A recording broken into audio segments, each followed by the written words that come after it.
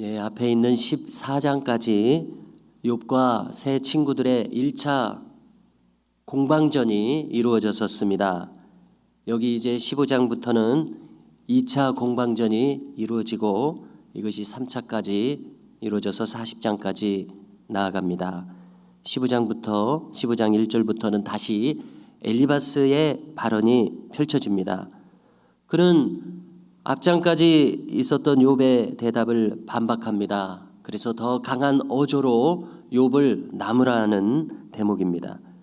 욥의 발언의 요점은 이것이었습니다. 나는 의로운 중에 살고 있었는데 하나님께서 이런 나에게 이런 고난을 주셨다. 이것이었습니다. 이에 대해서 엘리바스는 여기 15장 1절부터 이야기하기를 그대의 그런 말은 참으로 어리석은 말이다. 또 비신앙적인 말이기까지 하다. 이렇게 말하는 요점입니다. 또 말하기를 네가 어찌 우리를 가르치려 드느냐. 우리 중에는 머리가 흰 사람도 있고 내 아버지 뻘도 있느니라. 이런 말도 합니다. 그래서 뭉뚱그려서 욥의 친구들이라고 해서 이 세 사람이 욥과 연령이 비슷한 것처럼 우리에게 느껴집니다마는 연령 차이가 상당히 있는 것을 알 수 있습니다. 일반적으로 이 엘리바스의 발언이 틀린 발언은 아닙니다.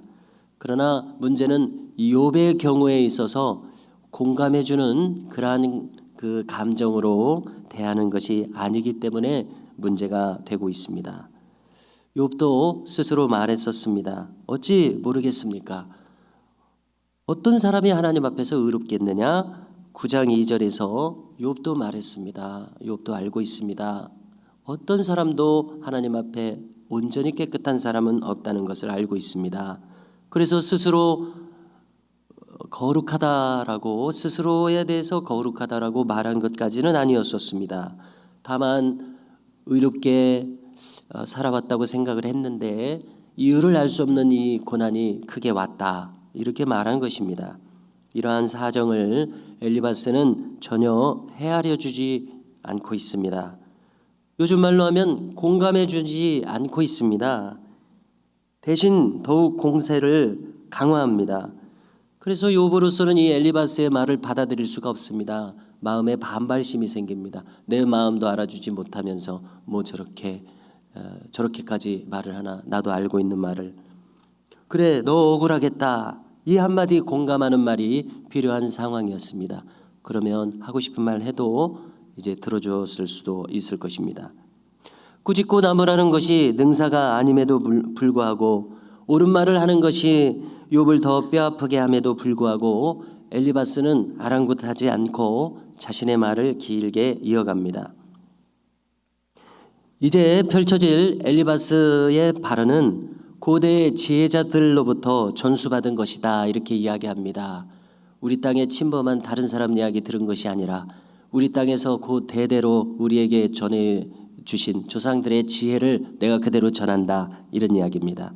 그래서 엘리바스의 이 발언들은 일반적으로 옳은 발언이요 수용할 수 있습니다. 그래서 한편 성경에서 이 성경책의 장르를 구분할 때에 욥기하고 잠언하고 전도서를 지혜서라고 이름하게 됩니다. 여기에 그 촌철살인의 경구들을 솔로몬이 수집해서 잠언서로 모아놨지 않습니까? 전도서도 그렇고요. 여기 욥기도 세 친구가 하는 말이 일반적으로 옳은 지혜로운 말들이 많이 있습니다. 그래서 지혜서입니다. 그래서 오늘 들려주는 내용은 이렇습니다. 요점을 거론하는 식으로 나열하면요. 악인들은 평생 고통과 두려움과 굶주림 속에서 살 것이다. 그들에게 잠깐 평안이 깃들더라도 갑작스러운 멸망이 그들에게 닥칠 것이다. 그래서 이제 쉬운 인물로 히틀러가 떠오릅니다.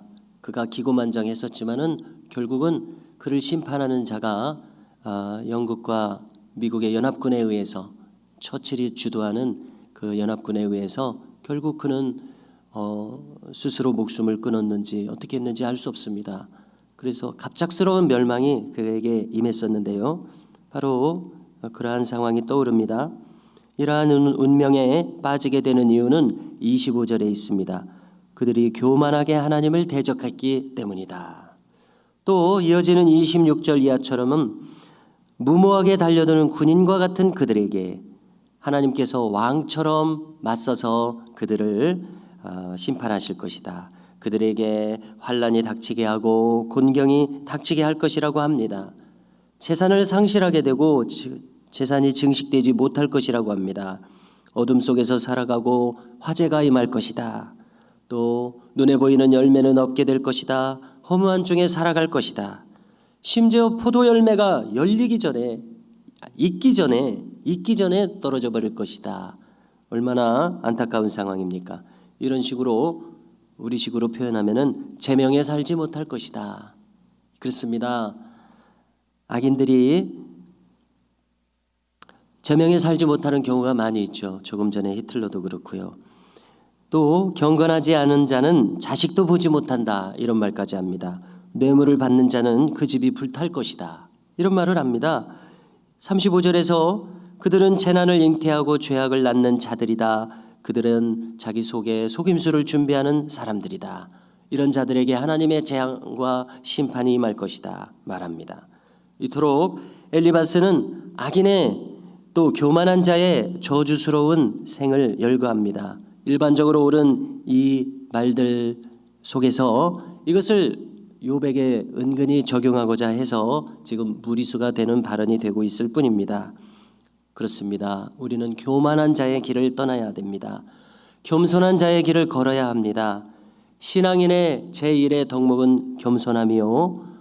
또 무엇보다도 사람 앞에서도 겸손해야 되겠지만 하나님 앞에서 겸손할 때 우리는 하나님께서 주시고자 하는 가장 큰 지혜와 또 축복된 인도하심을 받을 수가 있습니다. 겸손함을 생각할 때에 어제 나눈 말씀 중에 매추앤님 목사님의 겸허한 자기 성찰이 참 인상 깊게 기억에 남습니다. 나도 자칫 저 강도와 같이 그릇된 인생으로 떨어질 수도 있었다. 그렇지 않은 인생으로 펼쳐진 것이 감사하다. 이것은 하나님의 은혜다.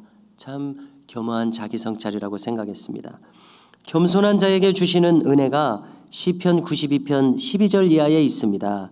잠시 읽어드리겠습니다. 의인은 종려나무같이 번성하며 레바논의 백향목같이 성장하리로다. 이는 여호와의 집에 심겼음이여 우리 하나님의 뜰 안에서 번성하리로다. 그는 늙어도 여전히 결실하며 진액이 풍족하고 빛이 청청하니. 아멘. 늙어도 여전히 결실한다. 참 복된 말씀입니다. 신앙인에게 허락되는 축복입니다. 꼭 물질적인 것만이 아니죠. 무엇보다도 심령적으로 하나님 앞에서 살아가는 잔잔한 평안이 있습니다. 이러한 결실이 있습니다. 얼마나 복됩니까? 우리의 생애가 개인적인 종말이 가까울수록 이처럼 하나님께 더욱 가까이 가는 은혜가 있기를 간절히 소망합니다. 그리고 다시 한번 잠언 18장 12절 말씀을 신비에 새기고자 합니다. 말씀합니다.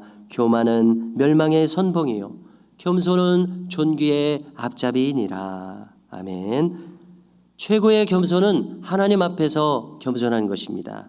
그럴 때만 그분의 말씀을 우리의 마음에 온전히 모셔드릴 수 있습니다. 예수님의 겟세마네 기도가 그것 아니었습니까? 내 뜻대로 마옵시고 아버지의 뜻대로 하옵소서. 그래서 생명과 구원의 역사를 이루셨습니다. 부활의 생명을 우리에게 확실히 보여주셨습니다. 신앙의 승리가 있었습니다. 우리도 그와 같이 되기를 원합니다. 겸손하게 하나님의 뜻을 받들 때 이와 같은 은혜가 우리에게도 임할 것을 분명히 믿습니다. 할렐루야.